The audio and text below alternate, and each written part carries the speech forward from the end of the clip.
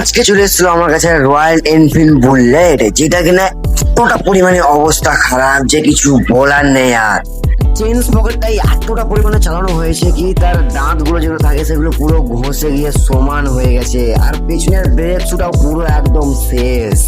গাড়িটাই এত পরিমাণে চালানো হয়েছে, এত পরিমাণে গাড়িটা ভাগানো হয়েছে যে তার ক্লাচ প্লেটটা সম্পূর্ণ পুরো একদম জ্বলে গেছে।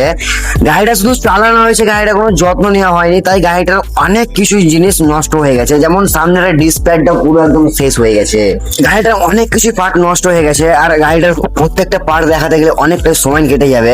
তাই আমি গাড়িটার সামানগুলো সব নিয়ে চলে এসেছি, সেগুলো এখন বার করছি, আর বার করে সম্পূর্ণ জিনিসগুলো ইনস্টল করবো খুবই সুন্দর ভাবে।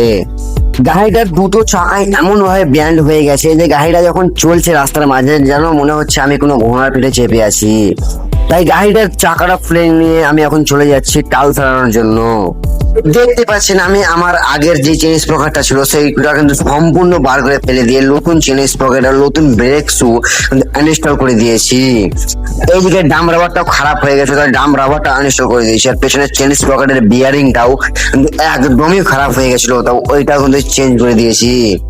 এইদিকে আমি নতুন ক্লাস প্লেট গুলো চেক করে নিচ্ছি যাতে কোনো জায়গায় খামখোদ আছে কিনা, কারণ খামখোদ থাকলে পরে কিন্তু অনেকটাই বড় সমস্যা দেখা যাবে। তার জন্য আগে থেকে চেক করে নেওয়া ভালো। তো আমাদের ক্লাস প্লেট লাগানো পুরোপুরি কমপ্লিট হয়ে গেছে, আর ক্লাস কেবিলটা কিন্তু খারাপ হয়ে গেছে, তাও সেইটা কিন্তু আনইনস্টল করে দিচ্ছি।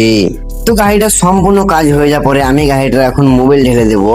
গাড়িটার মোবিল লাগে 2.5 লিটার, আমার কাছে এখন আছে দেখতে পাচ্ছ 1 লিটার, কারণ আমি আগে 1 লিটার মোবিল ঢেলেছি।